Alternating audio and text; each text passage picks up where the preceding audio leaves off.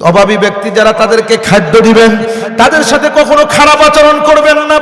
কেননা আল্লাহ রাব্বুল আলামিন বলেন, যখন কোনো অভাবী ব্যক্তি তোমার কাছে এসে হাত পাতে, ভিক্ষুক এসে যখন, সায়েল এসে যখন হাতটা পেতে দেয়, তাদেরকে খালি হাতে কখনো তোমরা ফেরত দিও না। কারণ কি জানো? কোনো ব্যক্তি যখন হাতটা যখন বিছিয়ে দেয়, আল্লাহ রাব্বুল আলামিন বলেন তার হাতের নিচে কুদরতি ভাবে হাতটা দিয়ে দেই আমি আল্লাহ। জোরে বল সুবহানাল্লাহ। যার কারণে আল্লাহর রাসূল বললেন, ইন্নাল জান্নাতা তাশতাকু ইলা খামসাতি নাফার, 5 শ্রেণী, 5 প্রকার মানুষের জন্য আল্লাহর জান্নাত অপেক্ষা করে। 1 নাম্বার হলো তালিল কোরআন, কোরআন শরীফ তেলাওয়াতকারী। যারা কোরআন শরীফ বেশি বেশি তেলাওয়াত করে, তাদের জন্য আল্লাহর জান্নাত অপেক্ষা করে। 2 নাম্বার হলো ওয়া হাফিজিল লিসান, জিহ্বা হেফাজতকারী। যারা জিহ্বাকে হেফাজত করবে, অর্থাৎ অনর্থক কথা বলে না, মিথ্যা কথা বলে না, গীবত করে না, মানুষের দুর্নাম করে না, হারাম মাল যেই সমস্ত মানুষেরা ভক্ষণ করে না, আল্লাহর রাসূল বলেন এই জিহ্বা হেফাজতকারীদের জন্য আল্লাহ রাব্বুল আলামিনের জান্নাতটা অপেক্ষা করে। জোরে কোন সুবহানাল্লাহ। 3 নাম্বার হলো আমতুইমিল জিআন, যেই সমস্ত ব্যক্তিরা ক্ষুধার্ত ব্যক্তিদেরকে খাদ্য দান করে, যারা ক্ষুধার্ত কোনো ব্যক্তিকে খাদ্য দেয়, ওই সমস্ত ব্যক্তিদের জন্য আল্লাহর জান্নাত অপেক্ষা করে। এবং 4 নাম্বার হলো অমুকসিল উরিয়ান, যেই সমস্ত ব্যক্তিরা বস্ত্রহীনকে বস্ত্র দেয়, কারো কাপড় নাই, কারো জামা নাই, কারো লুঙ্গি নাই, কারো কম্বল নাই। আপনি একটা লুঙ্গি কিনা দিলেন, একটা জামা কিনা দিলেন, না হয় একটা কাপড় কিনা দিলেন, না হয় একটা কম্বল দিলেন। বস্ত্রহীনকে বস্ত্র যেই ব্যক্তি দেন, আল্লাহর রাসূল বলেন আল্লাহ পাকের জান্নাত তার জন্য অপেক্ষা করে। 5 নাম্বার হলো ওমান সাল্লাল্লাহু আলা হাবিবির রহমান। 5 নাম্বার হলো বিশ্ব নবীর প্রতি যেই সমস্ত ব্যক্তিরা দরুদ শরীফ পাঠ করে, আল্লাহ রাব্বুল আলামিনের জান্নাত তার জন্য অপেক্ষা করে। জোরে কোন সুবহানাল্লাহ। তাহলে জাহান্নামীরা কি বলবে? 2 নাম্বার কথা তারা বলবে, কোরআনে কারীম সে কথাটাই বলতেছেন, ওয়ালাম নাকু নুতঈমুল মিসকিন।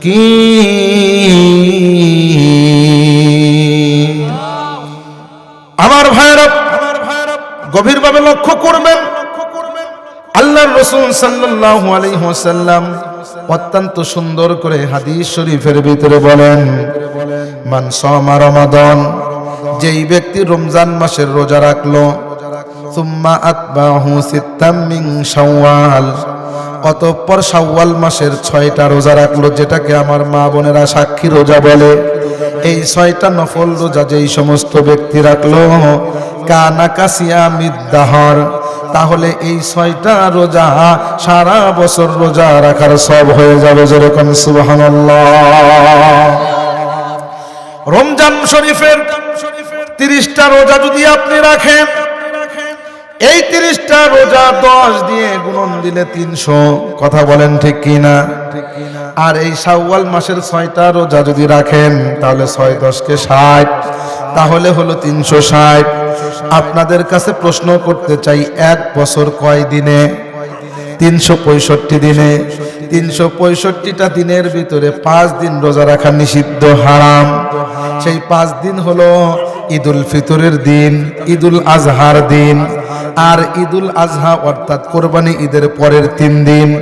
এই মোট হলো কয় দিন? 5 দিন। এই 5 দিন রোজা রাখা নিষিদ্ধ। এই 5 দিন যদি বাদ দেন, 365 ভিতর থেকে থাকে কয় দিন? 360 দিন।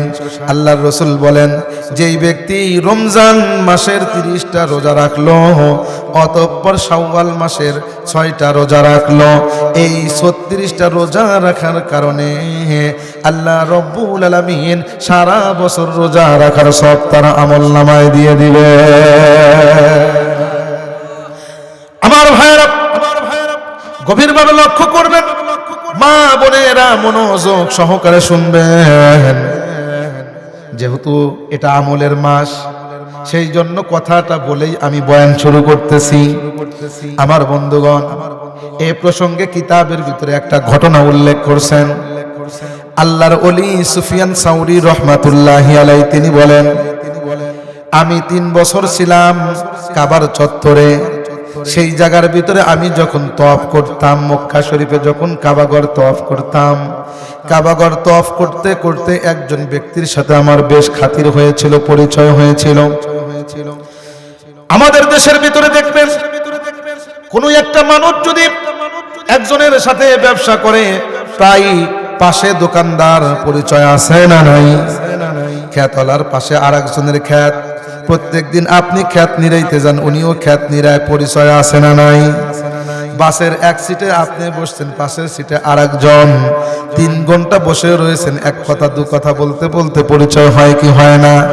আল্লাহর ওলি সুফিয়ান সাউরি রহমাতুল্লাহি আলাইহি বলেন, আমি যখন কাবা শরীফ তওয়াফ করতাম দেখতে পাইতাম আল্লাহর একজন বান্দা আমার সাথে প্রায় নিয়মিত তওয়াফ করতেন। এই তওয়াফের খাতিরে আমরা যখন একটু আরাম করতাম, তিনিও আরাম করতেন। ওই ব্যক্তির সাথে কথা বলতে বলতে কেমন যেন একটা পরিচয়। হঠাৎ করে দেখি ওই লোকটা একদিন আসে না, দ্বিতীয় দিন দেখি আবার তওয়াফ করার জন্য আসে নাই, তৃতীয় দিন দেখি আসে নাই। চিন্তা করলাম যে লোকটা প্রত্যেক দিন তওয়াফ করে, আমার সাথে আমিও তওয়াফ করি, আজকে 3টা দিন হলো তিনি আসে না, নিশ্চয় তার কোনো সমস্যা হয়েছে। কথা বলুন ঠিক কিনা? যার কারণে আমি তার খোঁজ খবর নিলাম, খোঁজ খবর নিয়ে তার বাড়ি ঘর তালাশ করতেছিলাম। আমাকে লোকজন বলতেছিল, দেখেন ওই লোকটার বাড়ি এই এলাকার ভিতরে নাই, ওই যে বন দেখা যায়, ওই বনের ভিতরে দেখেন একটা ঝুপড়ি আছে, সেই ঝুপড়ির ভিতরে তিনি থাকেন। জোরে কোন মারহাবা। আল্লাহর বান্দা বলেন, আমি খোঁজ খবর নিয়ে যখন আমি চলে গেলাম সেই জায়গার ভিতরে, যাওয়ার পরে দেখি আল্লাহর বান্দা শুয়ে রয়েছে। তার সাথে গিয়ে সালাম বিনিময় করলাম, দেখা সাক্ষাৎ করলাম, কথাবার্তা বলতেছিলাম। কথাবার্তা বলার এক পর্যায়ে আল্লাহর বান্দার সাথে যখন আমি বিদায় নিয়ে আসতেছিলাম, আল্লাহর বান্দা বললেন, ভাইরে আমি যে অসুস্থ হয়েছি, এই অসুস্থতার কারণে 3 দিন যাবত আমি কাবার চত্বরে আর যাইতে পারি না। তবে আমার শরীরের সিস্টেমটা ভালো না, আমার দিলে সাক্ষী দেয় আমি হয়তো আর বেশি দিন বাঁচবো না, আমি হয়তো মারা যাব। ও বন্ধুগণ আমার, আল্লাহর রাসূল বলেন, যদি কোনো ব্যক্তির ইন্তেকালের সময় হয়ে যায়, 40 দিন পূর্বে ওই ব্যক্তির হায়াতের পাতাটা পড়ে যায়। হযরতে আজরাইল আলাইহিস সালামের কাছে যখন চলে আসে, আজরাইল আলাইহিস সালাতু ওয়াস সালাম দেখে তার জন্য জান কবজ করবে, এইটা যখন ইরাদা করে যায়, গাছের পাতাটা যখন পড়ে যায়, কিতাবের ভিতরে লেখে এরপর থেকে ওই লোকটার শরীরের ভিতরে কেমন যেন খারাপই অনুভব হতে থাকে, শরীরটা দুর্বল হতে থাকে, শরীরের ভিতরে কেমন যেন ভালো লাগে না, শরীরের ভিতরে আরাম নষ্ট হইতে থাকে। ও বন্ধুগণ আমার, কখন কার মৃত্যু কখন এসে যায় এই কথা কেউ বলতে পারে না। কথা বলুন ঠিক কিনা? যার কারণে আমরা তো আজকেও দেখলাম এই যে কুমিল্লার ভিতরে বাস নিয়ে মানুষ যাইতেছিল, একটা ট্রেন এসে সেই বাসটাকে ধাক্কা দিয়ে 1 কিলোমিটার দূর পর্যন্ত নিয়ে গেল, 12 জন 14 জন মানুষ নিহত হয়ে গেল। ও বন্ধু, এই মানুষগুলা কি কখনো চিন্তা করেছিল, কখনো কি কল্পনা করেছিল এই বাসে করে চলে যাচ্ছি আমি ইন্তেকাল করব? কল্পনা করেছে? এই তো কয়েকদিন পূর্বের ঘটনা, আমাদের পাশেই তো ঘাটি না যেই ব্রিজটা, রেল সেতু, 2 জন যুবক ইন্তেকাল করলো। কথা বলেন ঠিক কি না? 2 জন যুবকের ভিতরে একজন যুবক ধুকিরা বেড়া, আর একজনের বাড়ি হলো দেলুয়া, অর্থাৎ আমাদের বাড়ির পাশে। ওই ছেলেটার বাবা এই যে ঈদের নামাজ যখন আমি পড়াচ্ছিলাম, আমার পাশেই বসে কান্না করতেছিল, চোখের পানি ছেড়ে দিয়ে বলে, হুজুর গত বছর আমার ছেলে এই আপনার সামনে প্রথম কাতারে বসে ঈদের নামাজ পড়েছে হুজুর। আমার ছেলেটা অত্যন্ত আমি ভালোবাসি, আমার ছেলেও ভালোবাসে, এই ছেলে ছাড়া আমি কিছুই বুঝি না। এই ছেলেটার মেধা অত্যন্ত ভালো, গোল্ডেন এ প্লাস পেয়েছে। ঢাকায় কিছুদিন পূর্বে আপনারা শুনেছিলেন বিমান দুর্ঘটনা হয়ে একটা স্কুলে বিমান দুর্ঘটনা হয়েছিল, মাইলস্টোন কলেজ। সেই স্কুলে এই ছেলেটা চান্স পেয়েছে, ভালো পড়াশোনা করে। এই ছেলেটা ইন্তেকাল করলো, বাবাকে ধৈর্য ধরানো যায় না। আমি বললাম, ভাইরে ধৈর্য ধারণ করেন। বলে, হুজুর ধৈর্য হয় না।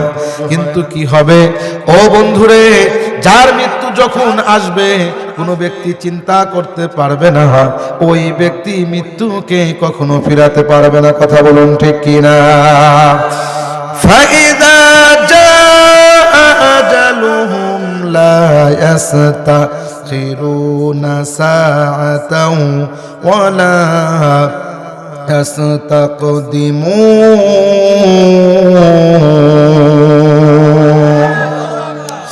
আল্লাহ রাব্বুল আলামিন বলেন, যার যতদিন হায়াত আছে, এই হায়াতে 1 সেকেন্ড আগেও কেউ মরবে না, 1 সেকেন্ড পরেও কোনো ব্যক্তি মারা যাবে না।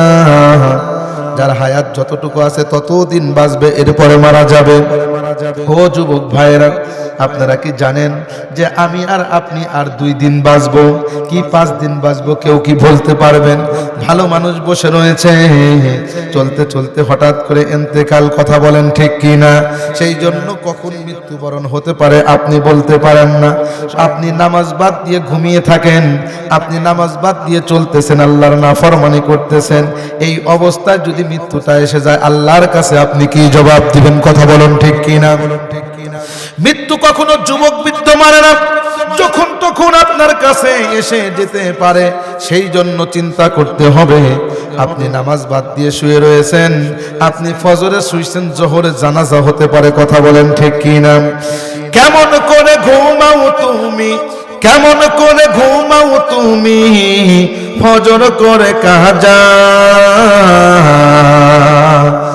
এমনও তো হতে পারে জোহরে জানাজা তোমার, এমনও তো হতে পারে জোহরে জানাজা। কথা বলেন ঠিক কিনা? যার কারণে বলতে চাই, যে কোনো সময় মৃত্যু আসতে পারে, সেই জন্য মৃত্যুর প্রস্তুতিটা সর্বদা আপনাকে নিতে হবে।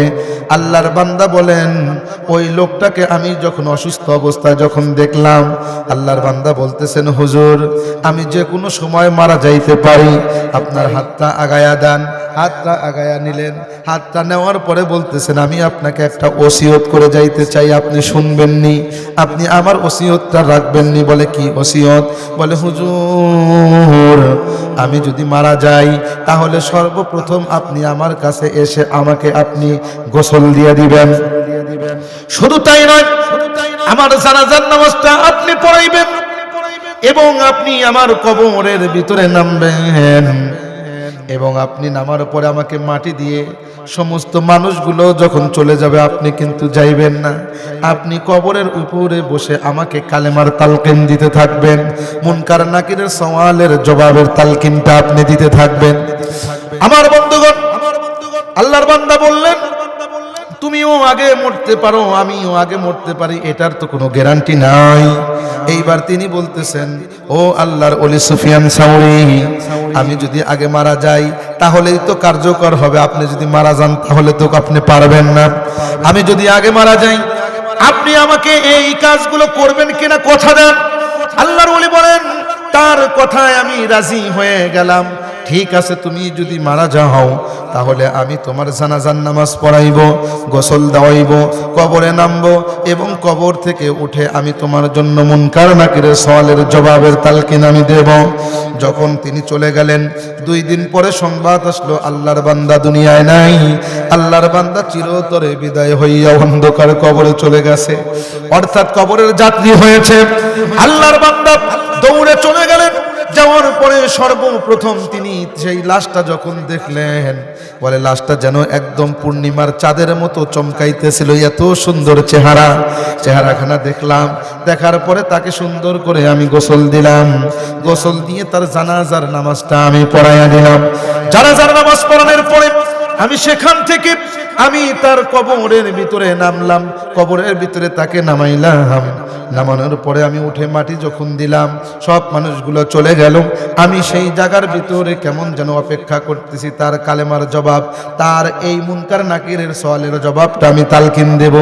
বসে থাকতে থাকতে কেমন যেন ঝুমনি এসে গেছে, অর্থাৎ আমি ঘুমায়ও নাই, আবার একদম জাগ্রতও নাই, ঘুম এবং জাগ্রতের মাঝামাঝি অবস্থার ভিতরে আমি রয়েছি। কে যেন আকাশ থেকে বলতেছে, আল্লাহর ওলি, এই জায়গার ভিতরে কবরের পাশে থাকার কোনো তোমার দরকার নাই, তুমি চলে যাও। যার জন্য তুমি কালেমার তালকিন দিতে আসছো তার তালকিনটা হয়ে গেছে, জোরে কোন মারহাবা। আল্লাহর ওলি বলেন, আমি যখন জাগ্রত হলাম, জাগ্রত হওয়ার পরে আমি চিন্তা করলাম এটা তো শয়তানের পক্ষ থেকেও হতে পারে, যার কারণে আমি আবার গিয়ে ওযু করলাম। ওযু করার পরে 2 রাকাত নামাজ আদায় করে আবার বসে পড়লাম। আবার ওই অবস্থা ঘুমের মতো এসে গেছি। হঠাৎ করে দেখি কেমন যেন আবার ওই ব্যক্তি আকাশ থেকে কে যেন আমাকে বলতেছে যে, আল্লাহর বান্দা, এই জায়গা থেকে তুমি সরে যাও, এই জায়গার ভিতরে থাকার কোনো প্রয়োজন নাই, কালেমার তালকিনের কোনো প্রয়োজন নাই, কেননা এই ব্যক্তির তালকিনটা দেওয়া হয়ে গেছে, মুনকার নাকিরের সওয়ালের জবাব দেওয়া হয়ে গেছে। আল্লাহর বান্দা বলেন, আমিও আবার চেতন পেলাম। জাগ না পাওয়ার পরে জাগ্রত হয়ে চিন্তা করলাম এটা শয়তানের পক্ষ থেকে ধোঁকাও হতে পারে। আবার আমি ওযু করে 2 রাকাত নামাজ পড়ে আবার যখন বসেছি, তৃতীয়বারও এই অবস্থায় দেখলাম, তৃতীয়বারও আমাকে বলতেছে, তোমাকে বারবার বলা হচ্ছে কেন তুমি এই জায়গা থেকে যাচ্ছ না? এই ব্যক্তির মুনকার নাকিরের সওয়ালের জবাবের তালকিন দেওয়া হয়ে গেছে। আকাশের পক্ষ থেকে, আল্লাহ রব্বুল আলামিনের পক্ষ থেকে তার জবাবটা দেওয়া হয়ে গেছে। আল্লাহর বান্দা বলেন, আমি তখন তাকে জিজ্ঞাসা করলাম ওই অবস্থাতেই, এই ব্যক্তি কি আমল করেছে যার কারণে এই ব্যক্তির কালেমার তালকিনটা দেওয়া হলো, এর কারণটা কি, কি আমলটা করেছে এইটা কি বলা যাবে নাকি? তখন বলতেছে, হ্যাঁ, এই ব্যক্তির আমল হলো, এই ব্যক্তি এই বছর রমজান শরীফের 30টা রোজাই সে রেখেছে, পাশাপাশি শাওয়াল মাসের এই যে 6টা সাক্ষী রোজা মা বোনরা যেটা বলে, এই 6টা রোজা সে শাওয়াল মাসের ভিতরে রেখেছে। আল্লাহ রব্বুল আলামিন তার এই ইবাদতটা এত পছন্দ করেছেন, এই ইবাদতের কারণে, এই রোজার কারণে আল্লাহ রব্বুল আলামিন তার কবরের মুনকার নাকিরের সওয়ালের জবাবের তালকিন নিজেই দিয়ে দিয়েছে। আমার ভাইরা, আল্লাহর বান্দা বলেন, আমি যখন এই ফজিলতটা জানতে পারলাম, আমি তখন আল্লাহ পাকের শুকরিয়া আদায় করলাম এবং বললাম, হায় আল্লাহ, এটা তো শয়তানের পক্ষ থেকে হতে পারে না। আমি 3 বারের মাথায় পেলাম নামাজের পরেও, এটা নিশ্চয়ই আল্লাহর পক্ষ থেকে উত্তম স্বপ্ন। আল্লাহর বান্দা তখন বলা আরম্ভ করলেন, হে দুনিয়ার মানুষেরা, যেই সমস্ত ব্যক্তিরা শাওয়াল মাসের 6টা রোজা রাখবে, ওই সমস্ত মানুষেরা রমজানের রোজার সাথে এই 6টা রোজা রাখার কারণে ফজিলতটা পেয়ে যাবে। কেননা আল্লাহর রাসূল তো নিজেই বলেছেন, মান সামা রমাদান সুম্মা আতবাহু সিত্তাম মিন শাওয়াল কানা কাসিয়ামিদ দাহর। যেই ব্যক্তি রমজান শরীফের 30টা রোজা রাখার পরে, রমজান মাসের রোজা রাখার পরে শাওয়াল মাসের 6টা রোজা রাখবে, আল্লাহ রব্বুল আলামিন পুরা বছর রোজা রাখার সব তার আমলনামায় দিয়ে দিবেন। জোরে কোন সুবহানাল্লাহ। সেই জন্য মা বোনেরদেরকে বলবো, ও মা, এই রোজাটা আপনারা রাখতেছেন, রাখেন, কোনো অসুবিধা নাই, অত্যন্ত ফজিলতের রোজা। তবে নামাজটা কিন্তু কাজা করা যাবে না, নামাজটা অত্যন্ত দরকার। কেননা যখন জাহান্নামীদেরকে জাহান্নামের ভিতরে নিক্ষেপ করা হবে, জাহান্নামীদেরকে জিজ্ঞাসা করা হবে, মা সালাকাকুম ফি সাকার, হে জাহান্নামীরা, কি কারণে তোমাদেরকে জাহান্নামের ভিতরে নিক্ষেপ করা হয়েছে, কি জন্য তোমরা জাহান্নামের ভিতরে আজকে এসেছো? জাহান্নামীরা বলবে, দুনিয়ার ভিতরে 4টা খারাপ কাজ আমরা করেছি, যার কারণে আমরা জাহান্নামের ভিতরে এসেছি। জোরে কর নাউজুবিল্লাহ। জাহান্নামীরা 1 নম্বর জবাব দিবে, জাহান্নামে আসার কারণ সম্পর্কে বলতে থাকবে। আল্লাহর কোরআন সে কথাটাই অত্যন্ত সুন্দর করে বলেন। তারা তখন বলবেন, ক্বালু লাম নাকু মিনাল মুসাল্লিন। আর একটু জোরে বলি আল্লাহু আকবার। আমার ভাইরা, তারা 1 নম্বর জবাব দিবে, ক্বালু, তারা বলবে, লাম নাকু মিনাল মুসাল্লিন, আমরা দুনিয়ার ভিতরে নামাজি ছিলাম না, নামাজ পড়তাম না। এই নামাজ না পড়ার কারণে আজকে আমাদের এই শাস্তিটা হচ্ছে। নাউজুবিল্লাহ বলেন। ও বন্ধুগণ আমার, যার কারণে নামাজ পড়া দরকার আছে না নাই? আর একটু জোরে বলুন, আছে না নাই? 2 নম্বর জবাব তারা দিবে, কি বলবে? কোরআনে কারীম সে কথাটাই বলেন। 2 নাম্বার জবাব দিবে ওয়ালাম নাকু নুতঈমুল মিসকিন। 2 নাম্বার বলবে ওয়ালাম নাকু নুতঈমুল মিসকিন, আমরা গরিব অভাবীদেরকে খাদ্য দিতাম না, আমরা অভাবী ব্যক্তিদেরকে খাদ্য দিতাম না, তাদেরকে আমরা দূর দূর করে তাড়াইয়া দিতাম। অভাবী ব্যক্তি যারা তাদেরকে খাদ্য দিবেন, তাদের সাথে কখনো খারাপ আচরণ করবেন না। কেননা আল্লাহ রাব্বুল আলামিন বলেন, যখন কোনো অভাবী ব্যক্তি তোমার কাছে এসে হাত পাতে, ভিক্ষুক এসে যখন, সায়েল এসে যখন হাতটা পেতে দেয়, তাদেরকে খালি হাতে কখনো তোমরা ফেরত দিও না। কারণ কি জানো? কোনো ব্যক্তি যখন হাতটা যখন বিছিয়ে দেয়, আল্লাহ রাব্বুল আলামিন বলেন তার হাতের নিচে কুদরতি ভাবে হাতটা দিয়ে দেই আমি আল্লাহ। জোরে বল সুবহানাল্লাহ। যার কারণে আল্লাহর রাসূল বললেন, ইন্নাল জান্নাতা তাশতাকু ইলা খামসাতি নাফার, 5 শ্রেণী 5 প্রকার মানুষের জন্য আল্লাহর জান্নাত অপেক্ষা করে। 1 নাম্বার হলো তালিল কোরআন, কোরআন শরীফ তেলাওয়াতকারী, যারা কোরআন শরীফ বেশি বেশি তেলাওয়াত করে তাদের জন্য আল্লাহর জান্নাত অপেক্ষা করে। 2 নাম্বার হলো ওয়া হাফিজিল লিসান, জিহ্বা হেফাজতকারী, যারা জিহ্বাকে হেফাজত করবে, অর্থাৎ অনর্থক কথা বলে না, মিথ্যা কথা বলে না, গীবত করে না, মানুষের দুর্নাম করে না, হারাম মাল যেই সমস্ত মানুষেরা ভক্ষণ করে না, আল্লাহর রাসূল বলেন এই জিহ্বা হেফাজতকারীদের জন্য আল্লাহ রাব্বুল আলামিনের জান্নাতটা অপেক্ষা করে। জোরে কোন সুবহানাল্লাহ। 3 নাম্বার হলো আমুতঈমিল জিআন, যেই সমস্ত ব্যক্তিরা ক্ষুধার্ত ব্যক্তিদেরকে খাদ্য দান করে, যারা ক্ষুধার্ত কোনো ব্যক্তিকে খাদ্য দেয়, ওই সমস্ত ব্যক্তিদের জন্য আল্লাহর জান্নাত অপেক্ষা করে। এবং 4 নাম্বার হলো অমুকসিল উরিয়ান, যেই সমস্ত ব্যক্তিরা বস্ত্রহীনকে বস্ত্র দেয়, কারো কাপড় নাই, কারো জামা নাই, কারো লুঙ্গি নাই, কারো কম্বল নাই, আপনি একটা লুঙ্গি কিনা দিলেন, একটা জামা কিনা দিলেন, না হয় একটা কাপড় কিনা দিলেন, না হয় একটা কম্বল দিলেন। বস্ত্রহীনকে বস্ত্র যেই ব্যক্তি দেন, আল্লাহর রাসূল বলেন আল্লাহ পাকের জান্নাত তার জন্য অপেক্ষা করে। 5 নাম্বার হলো ওমান সাল্লাল্লাহু আলা হাবিবির রহমান। 5 নাম্বার হলো বিশ্ব নবীর প্রতি যেই সমস্ত ব্যক্তিরা দরুদ শরীফ পাঠ করে, আল্লাহ রাব্বুল আলামিনের জান্নাত তার জন্য অপেক্ষা করে। জোরে কোন সুবহানাল্লাহ। তাহলে জাহান্নামীরা কি বলবে? 2 নাম্বার কথা তারা বলবে, কোরআনে কারীম সে কথাটাই বলতেছেন, ওয়ালাম নাকু নুতঈমুল মিসকিন। বিরক্ত হচ্ছেন আপনারা? আর কিছুক্ষণ যদি কথা বলি আলোচনাকে শুনবেন? আলোচনা কি চলবে? কারা কারা চলবে না একটু হাত তোলেন। মাশাআল্লাহ, লিল্লাহে তাকবীর। হাত উঠাই, লিল্লাহে তাকবীর। আলোচনা চলবে আমাদের পক্ষে, কারা কারা দু হাত তুলে আল্লাহকে দেখায়, লিল্লাহে তাকবীর। এই সাউন্ড, লিল্লাহে তাকবীর।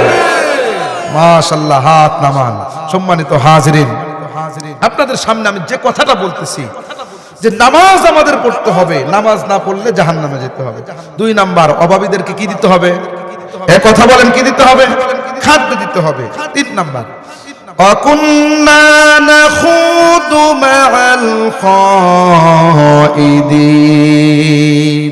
আল্লাহ রাব্বুল আলামিন ডেকে ডেকে বলতেছেন, জাহান্নামীরা বলবে ওয়াকুন্না নাখুদু মাআল খাইদিন, দুনিয়ার ভিতরে যেই সমস্ত মানুষেরা অনার্থক কাজ করত, অহেতুক কাজ করত, আমরা তাদের সঙ্গ দিতাম। যেই সমস্ত মানুষেরা ইসলাম ধর্ম ধ্বংসের কাজ করত, আমরা তাদের পক্ষে থাকতাম।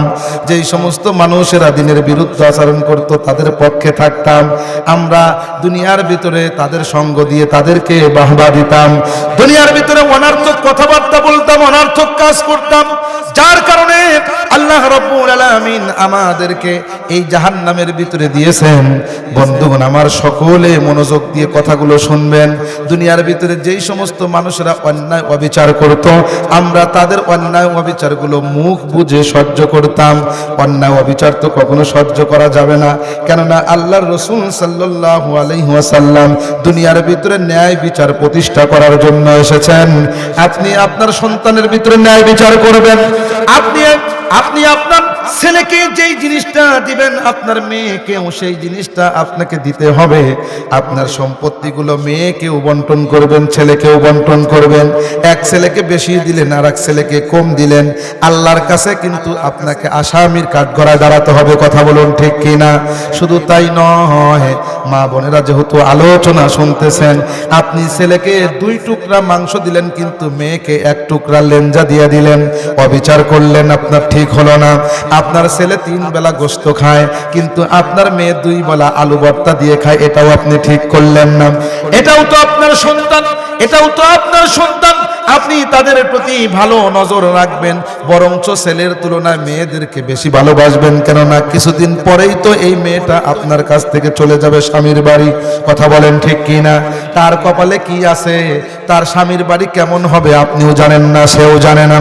আমার ভাইয়েরা, সেই জন্য অবিচার করা যাবে না।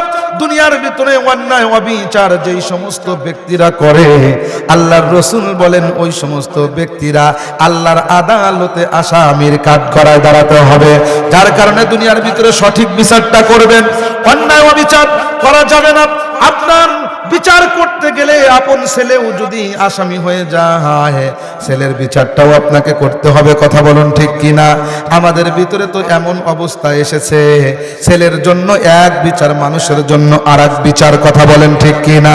নিজের চাচার জন্য এক বিচার, অন্যের জন্য আরেক বিচার। কথা বলেন ঠিক কিনা? আপনাদের এলাকায় দেখবেন অনেক সময় মাতবাররা আছে না নাই?